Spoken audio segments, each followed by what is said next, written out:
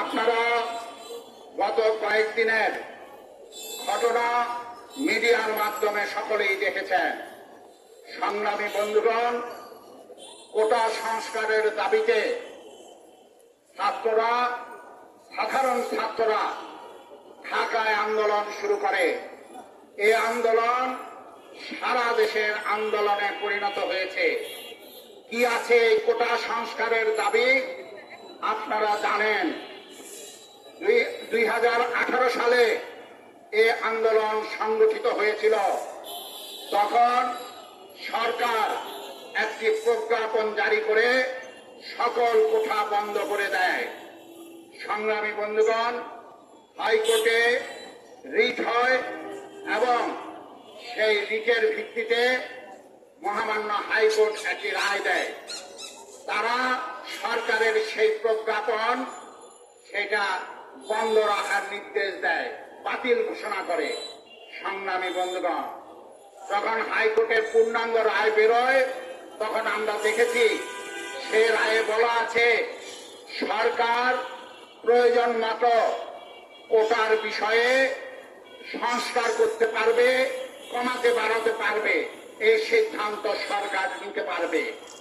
হাইকোর্টের নির্দেশনার পরে সারা দেশের ছাত্ররা নেমে এসেছে এবং তারা দাবি তুলেছে, এক দফা দাবি, এই কোটা সংস্কার করতে হবে। সংগ্রামী বন্ধুগণ, এই কোটা যেইভাবে আছে আমাদের দেশে, সেটা 56 বার কোটার অধীনে চাকরি হবে আর মেধার ভিত্তিতে চাকরি হবে 44 ভাগ। স্বাধীনতার সেখানে 53 বছর পরেও এটা থাকতে পারে না। সংগ্রামী বন্ধুগণ, কোটা করা হয় কেন? কারণ কোটা করা হয় এই জন্যই, কোটার মাধ্যমে এক সময় কোটা নিঃশেষিত হবে। আমাদের দেশে কোটায় 30% মুক্তিযোদ্ধা কোটা বলা আছে। আমরা মুক্তিযোদ্ধাদের সম্মান করে, মুক্তিযোদ্ধারা জাতির শ্রেষ্ঠ সন্তান, তারা জীবন দিয়ে এই দেশ স্বাধীন করেছে।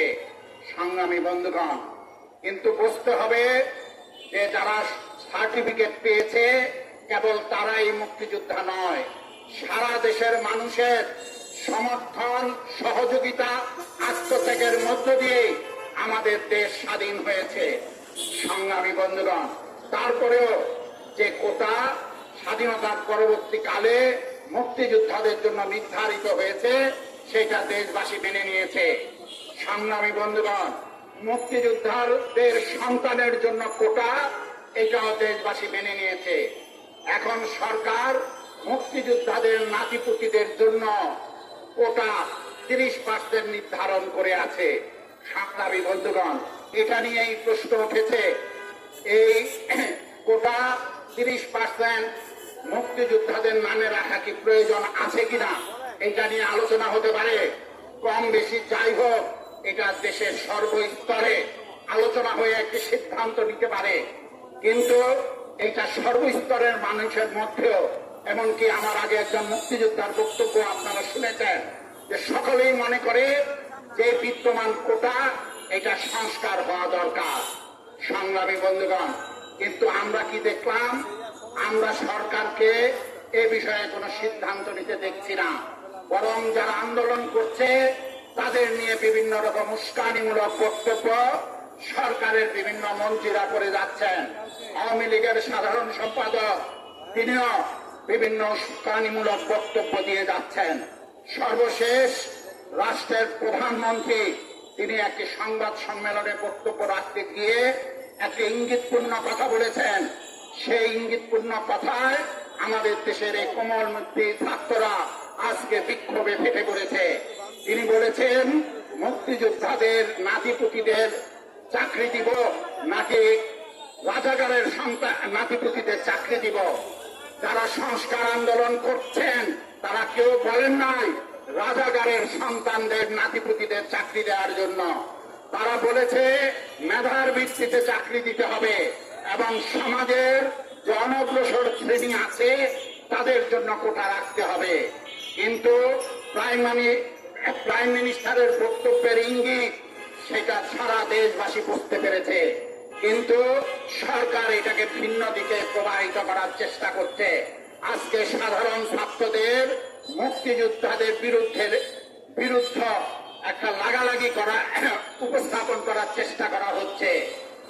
সাধারণ ছাত্ররা এরা মুক্তিযুদ্ধে বিশ্বাস করে, মুক্তিযুদ্ধের চেতনা ধারণ করে। সংগ্রামী বন্ধুগণ, কেন বলা হচ্ছে তারা মুক্তিযুদ্ধের বিরুদ্ধে, তারা রাজাকার? এটা উদ্দেশ্য প্রণোদিত। প্রাইম মিনিস্টার তার সেই বক্তব্যে আরেকটি কথা বলেছে, যে কথা বলার মধ্য দিয়ে তিনি রাষ্ট্রের প্রাইম মিনিস্টার হয়েও সংবিধান লঙ্ঘন করেছেন। তিনি যে শপথ নিয়ে প্রাইম মিনিস্টার হয়েছেন সেই শপথ লঙ্ঘন করেছেন। তিনি বলেছেন 2018 সালে তিনি রাগ করে প্রজ্ঞাপন জারি করে কোটা নিষিদ্ধ করেছেন। একজন প্রাইম মিনিস্টার রাগ করে সিদ্ধান্ত নিতে পারেন না, কারণ তিনি যখন শপথ নিয়েছেন তখন তিনি বলেছেন রাগের বশবর্তী হয়ে তিনি কোনো সিদ্ধান্ত নেবেন না। এই বক্তব্যের মধ্য দিয়ে প্রধানমন্ত্রী তার যে দায়িত্ব, তিনি যে চেয়ারে আছেন তার যোগ্যতা হারিয়েছেন। সংগ্রামী বন্ধুগণ,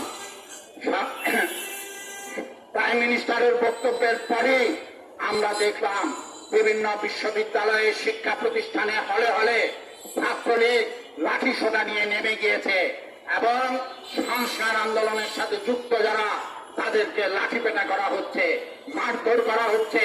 গতকাল সংস্কার আন্দোলন যারা আছেন তাদের কর্মসূচি ছিল, এই কর্মসূচির আগে পরে বিভিন্ন হলগুলিতে ঢাকা বিশ্ববিদ্যালয়ে, রাজশাহী বিশ্ববিদ্যালয়ে, চট্টগ্রামে জাহাঙ্গীরনগর বিশ্ববিদ্যালয় সহ বিভিন্ন শিক্ষা প্রতিষ্ঠানে ছাত্রলীগ লাঠি সোটা, রড এমনকি বন্দুক, পিস্তল নিয়ে হামলা চালিয়েছে।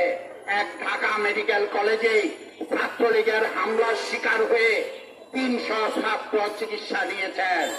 সংগ্রামী বন্ধুগণ, গতকাল ঢাকা বিশ্ববিদ্যালয় এলাকায় একটা অরাজক পরিস্থিতি তৈরি করেছে এই ছাত্রলীগ।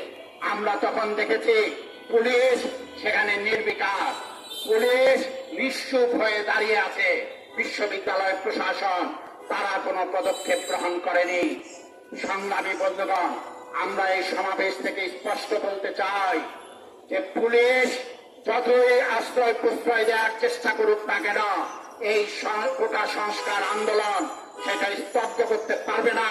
এই ন্যায়সঙ্গত আন্দোলন স্তব্ধ করতে পারবে না। কালকে নয়, শুধু আজকেও বিভিন্ন বিশ্ববিদ্যালয়ে হামলা হয়েছে।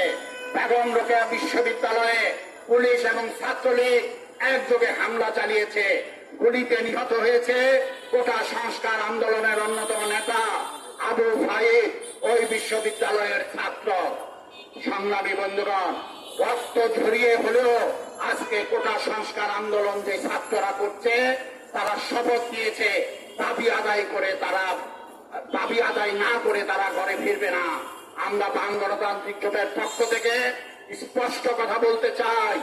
আমরা বলতে চাই গতকাল, আজকে এবং আগে পরে এই কোটা সংস্কার আন্দোলনে যে ছাত্রলীগ বাহিনী হামলা করেছে, বিভিন্ন মিডিয়ায় তাদের ছবি এসেছে, সামাজিক যোগাযোগ মাধ্যমে তাদের ছবি এসেছে, তাদের আমরা গ্রেপ্তার দেখতে চাই। এবং যে পুলিশের গুলিতে আবু সাইদ মৃত্যুবরণ করেছে সেখানে দায়িত্বরত পুলিশদের শাস্তির আওতায় আনতে হবে। সংগ্রামী বন্ধুগণ, আর সরকার যদি এই গুলি হামলা নিয়ে রাজনীতি করার চেষ্টা করে, বাম গণতান্ত্রিক জোট এই কোটা সংস্কার আন্দোলনে যারা আছে তাদের পাশে আগেও ছিল, এখনো থাকবে, তাদের পাশে দাঁড়িয়ে লড়াই করে যাবে। এবং আমরা দাবি করতে চাই অনতিবিলম্বে কোটা সংস্কারের ঘোষণা করুন। ছাত্ররা যেইভাবে দাবি করছে সেইভাবে দাবি বাস্তবায়ন করুন, নতুবা এটা কোটা সংস্কার আন্দোলন থাকবে না, শুধু এটা সমস্ত দেশের জনগণ আজকে যে বঞ্চিত অবস্থায় আছে, দেশব্যাপী যে লুটপাট চলছে, এই লুটপাটের বিরুদ্ধে মানুষ যেমন লড়াই করছে, সংগ্রাম করছে, এই কোটা সংস্কার আন্দোলন তার সাথে যুক্ত হয়ে দেশে একটি গণ আন্দোলন, গণ উত্থানে রূপান্তরিত হবে।